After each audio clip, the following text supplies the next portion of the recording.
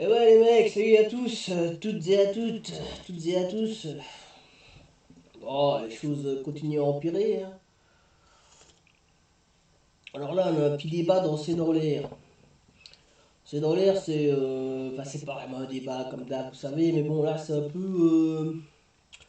qu'on t'appelle ça, c'est dans l'air, c'est un truc, moi je me rappelle quand j'étais petit, je regardais tout le temps quand j'étais petit.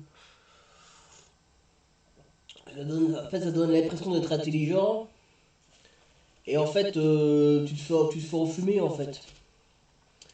Puisque celui qui regarde C'est dans l'air, c'est en fait le prêt à penser sur tous les sujets en fait. Là, c'est rare où je me dis putain c'est intelligent ce qu'ils disent.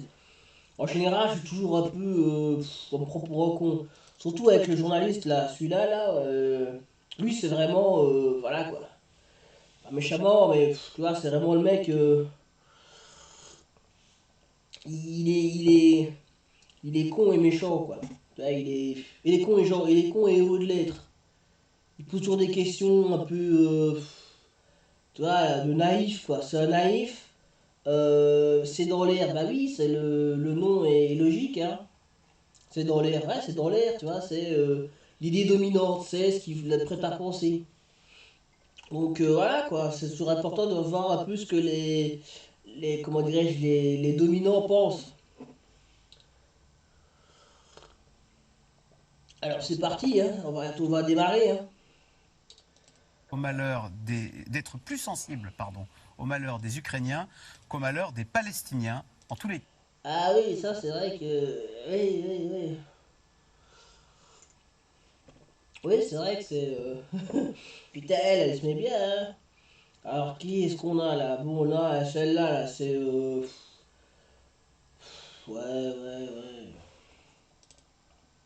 Cas, le sentiment anti-occidental qu'on avait déjà vu à l'œuvre à l'occasion de la guerre en Ukraine, eh bien ce sentiment se renforce dans les pays arabes, mais aussi en Amérique du Sud ou en Afrique, tous acquis à la cause palestinienne.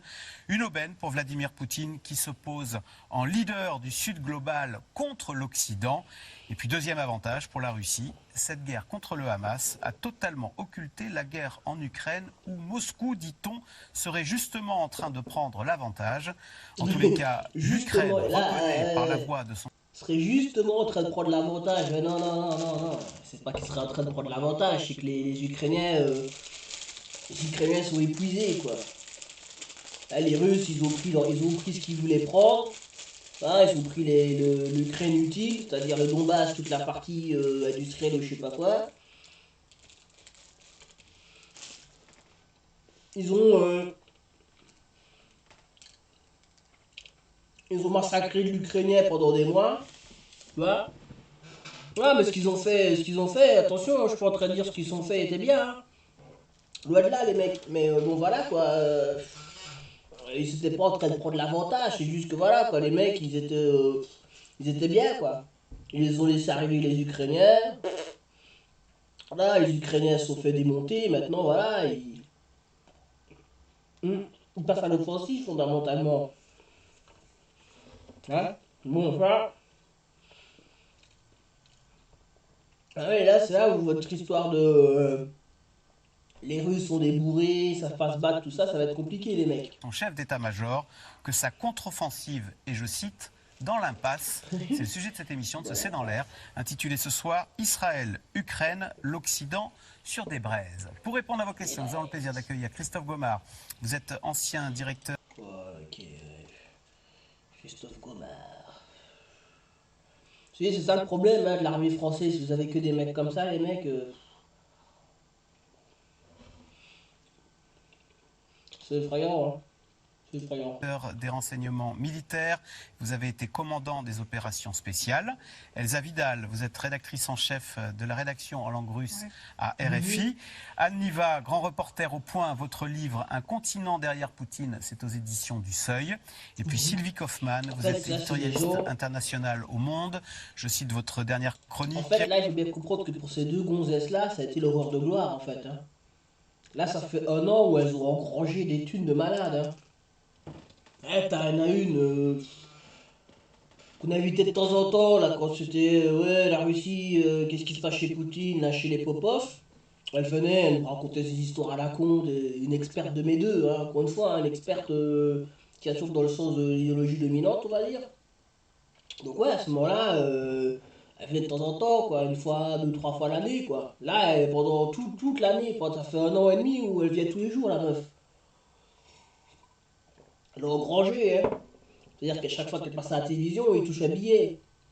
L'autre, là, en face, là, avec son t-shirt bleu, t-shirt jaune, là, pareil, hein. Alors, elle, c'est la grande reportrice, le grand reporter dans le pays dangereux, la dictature Poutine. Hein, c'est ça comme. Alors, elle est toujours interviewé des gauchistes, des machins, des gens, tu vois, pour au final, dans le livre, expliquer que c'était horrible de vivre sous Poutine. En gros, hein, je caricature un peu, mais c'était ça le truc. Donc, elle, guerre Russie-Ukraine, elle a engrangé, hein. Elle a engrangé, donc au final, moi je suis pas certain que ça les arrange à la fin de la guerre pour ces gonzesses-là. Hein. Ça. Ouais, mais c'est triste ce que je dis, mais bon. Moi, c'est mon boulot de parler de la Russie. Quand il y a une guerre Russie-Ukraine et je touche le jackpot, j'ai pas envie que ça s'arrête. Hein. Donc là, hein.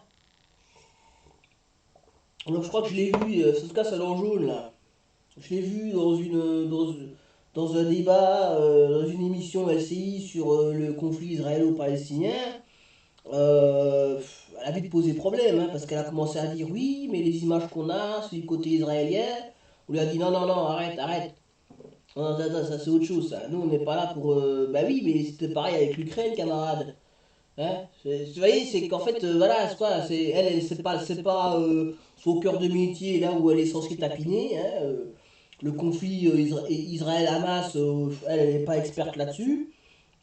Hein, donc elle arrive en disant oui, mais bon, vous savez, nous les journalistes, on fait toujours attention parce que on nous montre bien ce qu'on veut. Oui, ben c'était pareil quand, quand tu vois les images d'Ukraine. Hein. C'était pareil. Hein. Et là, quand elle a ouvert sa gueule sur l'armée de Tsahal, qui se promenait avec les journalistes et qui disait ah, vous voyez, là, c'était local de scout. Ouais, enfin, local de scout, comme si les mecs, comme si les enfants faisaient comme si les enfants, comme si les enfants jouaient au scout alors que les mecs à côté balançaient des missiles, quoi. Enfin, je veux dire, hein, mais le local à scout, il était vide depuis 10 000 ans, en fait, on sait rien.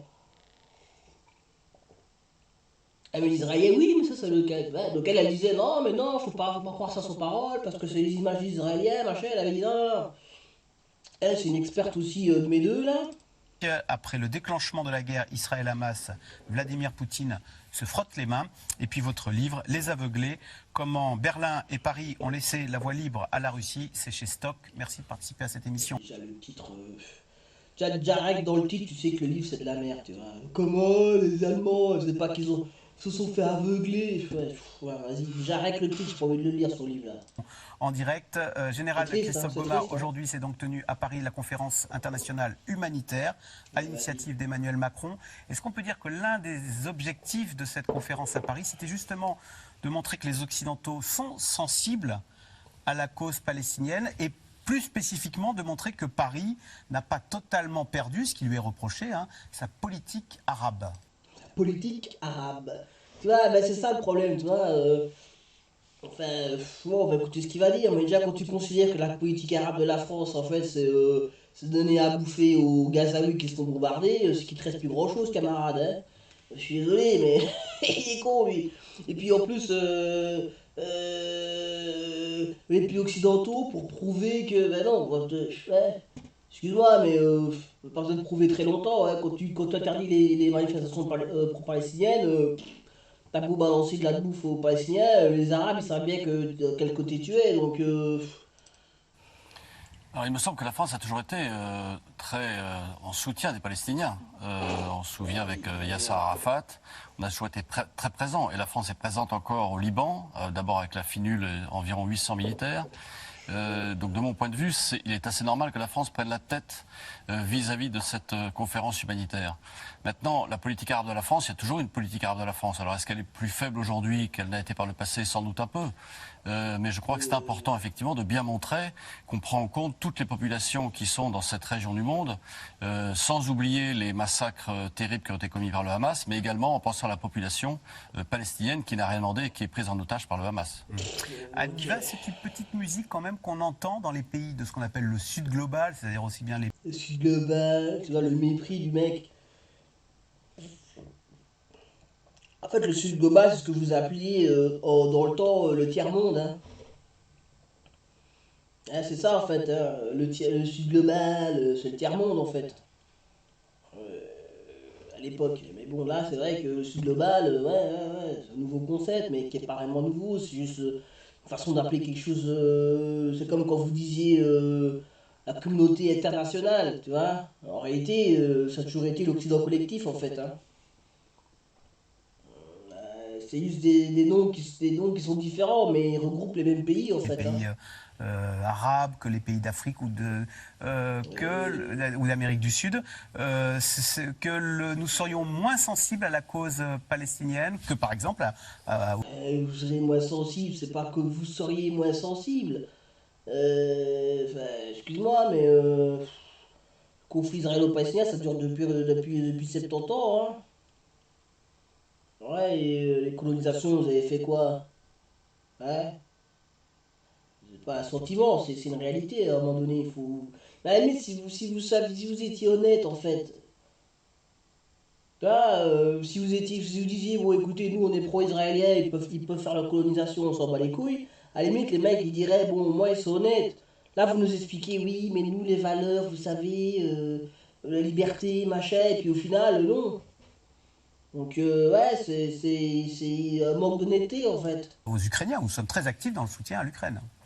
Bien, effectivement, que cela nous plaise ou non, à nous occidentaux, il y a cette petite musique à laquelle vous faites référence, Axel, qui est simplement que ces pays du Sud global disent vous avez été très prompts, vous, les occidentaux, les Européens, à dénoncer le massacre des civils, je prends un exemple, par Vladimir Poutine en Ukraine, et vous l'êtes beaucoup moins, par exemple, pour dénoncer ce que Israël fait à Gaza. Hein, ce n'est pas moi qui parle, ce sont les représentants de ces pays.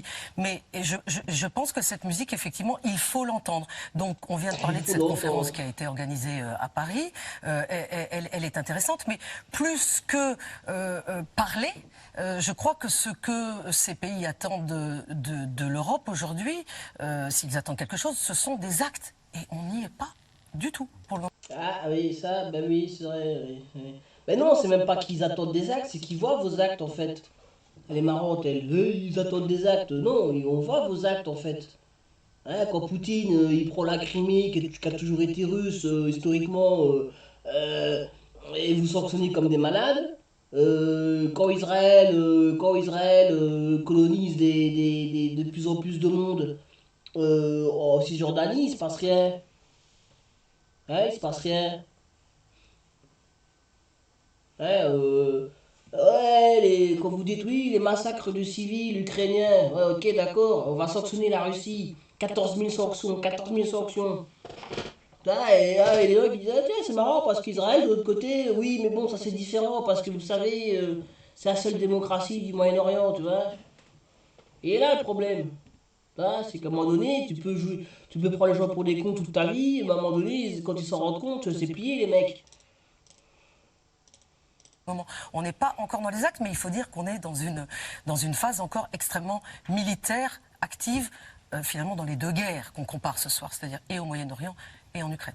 Elsa Vidal, est-ce que cette petite musique, Vladimir Poutine se plaît à mettre un amplificateur dessus et il l'instrumentalise? Par exemple, il a comparé le siège de Gaza Au siège. siège de Leningrad, qu'avaient infligé les nazis aux malheureux Russes qui étaient enfermés à Leningrad. Oui, tout à fait. D'une part, il l'amplifie, il lui donne une caisse de résonance parce qu'il la reprend à son compte. Et comme le disait Anne, ce sont des propos qui sont tenus, je pense, vraiment en direction de ce qu'on appelle aujourd'hui le Sud global et surtout contre l'Occident. Enfin, c'est l'occasion pour Vladimir Poutine de mettre en avant une formule rhétorique qu'il aime beaucoup, qui est celle du double standard, le deux poids deux mesures.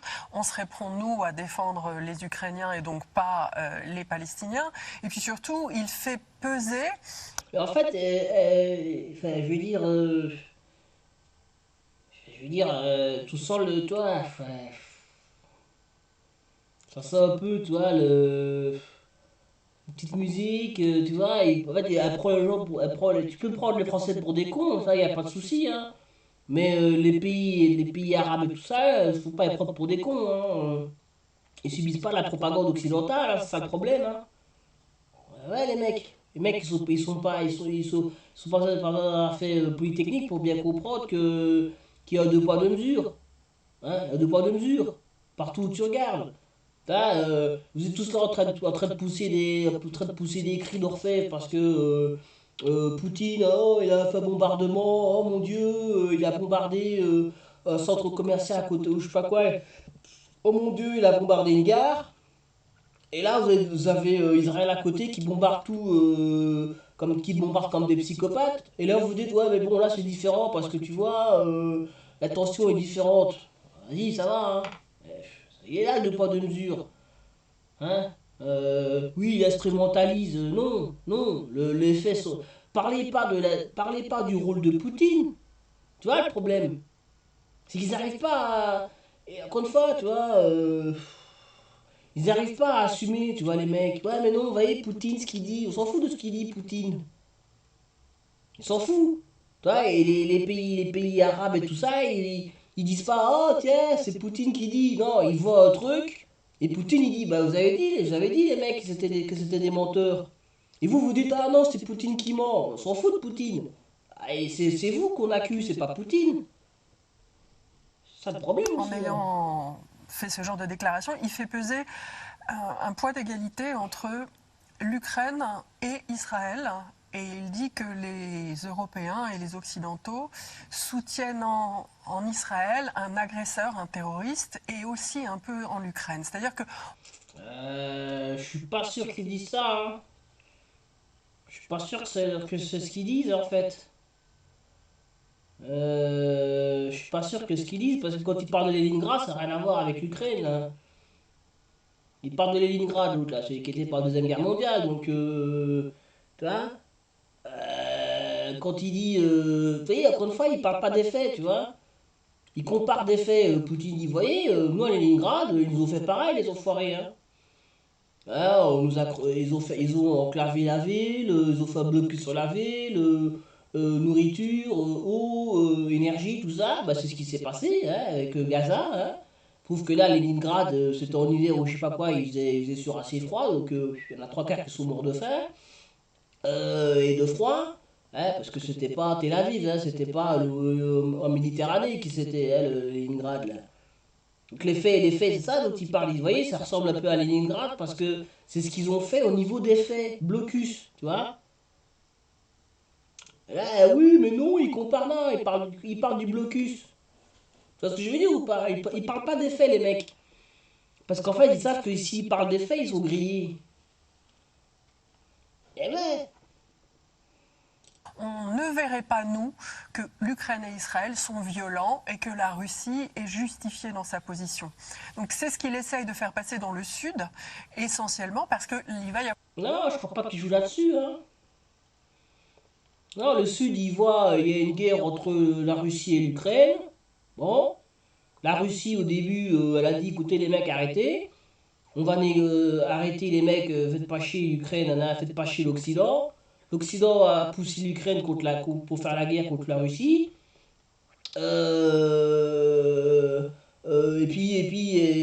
La Russie, soi-disant, elle aurait annexé des territoires contre le droit international. Donc là, vous l'avez sanctionné depuis 2014, machin.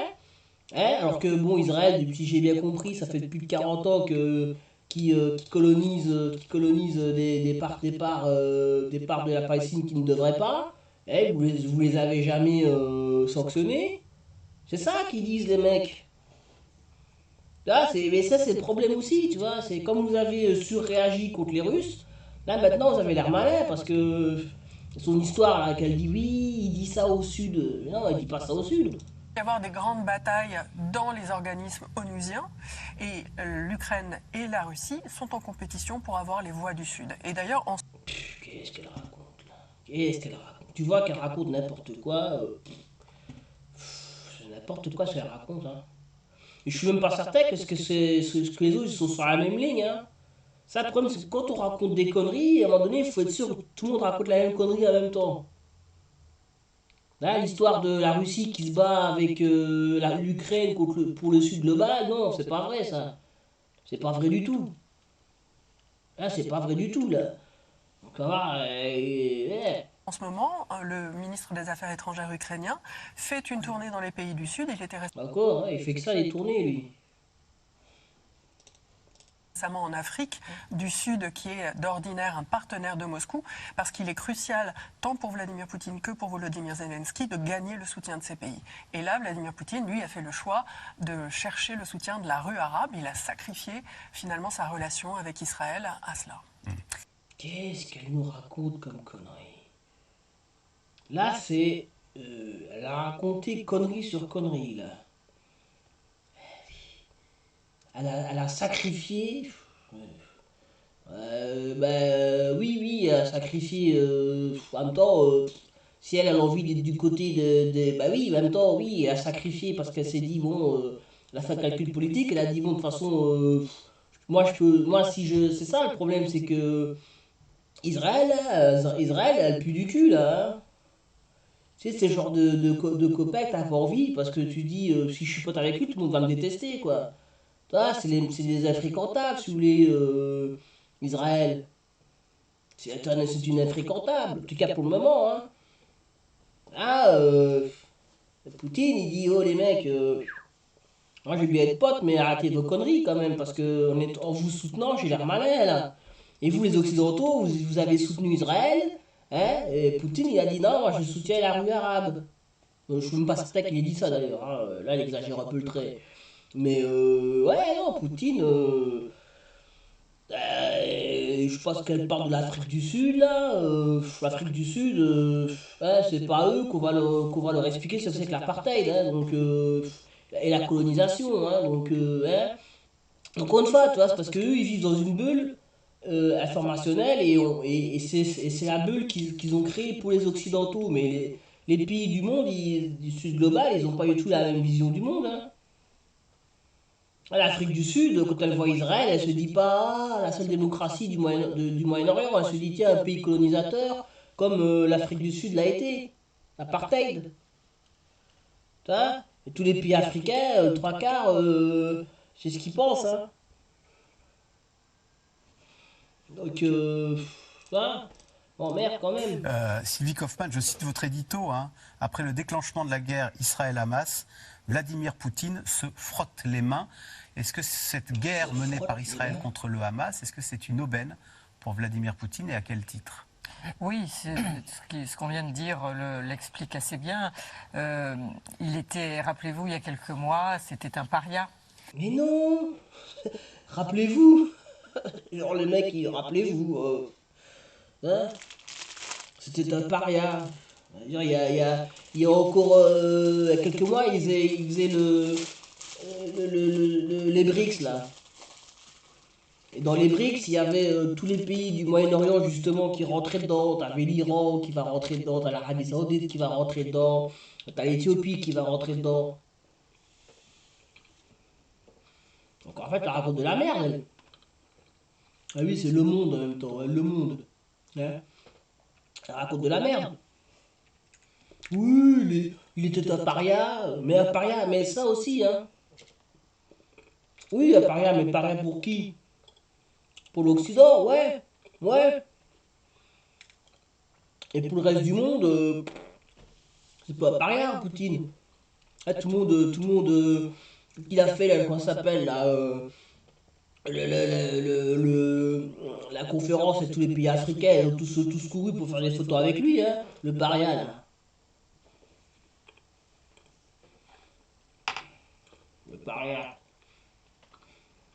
Ouais. Vladimir Poutine, il est quand même l'objet d'un mandat d'arrêt de la Cour pénale internationale. Ouais, alors, ça peut foutre.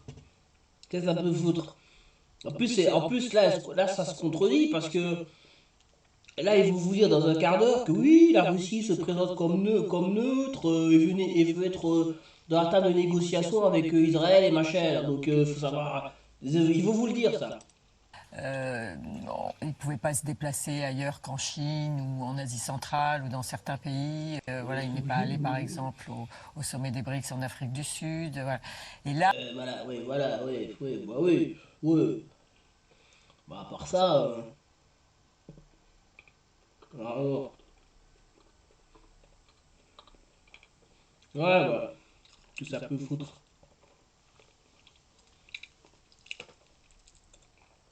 Ah, ça, c'est les Occidentaux qui ont fait ça, hein. Qui ont porté plainte, là. Chacal. Parce que c'est les Occidentaux qui ont porté plainte. Et d'ailleurs, ce qui est marrant, c'est que c'est que le CPI, Israël, n'est pas signateur du truc, là. Donc, même s'ils font des crimes de guerre, en fait, eux, ils en ont rien à branler, le Israël, là, je sais pas quoi, là. d'une certaine manière, Les États-Unis non plus, d'ailleurs. il est remis en selle diplomatiquement dans l'image de l'opinion publique mondiale. Il profite de ce mouvement d'hostilité anti-occidentale qu'on vient de décrire pour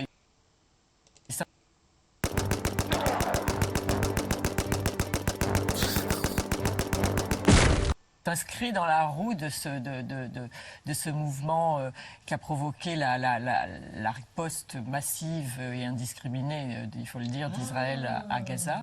Indiscriminé, tiens, c'est pas un peu antisémite, ça, de dire ça? Ah, tiens, je crois que c'était ciblé au laser, je sais pas quoi, là. Ils faisaient des frappes chirurgicales. Ah, tiens, non, c'est indiscriminé, tiens, c'est bizarre, ça.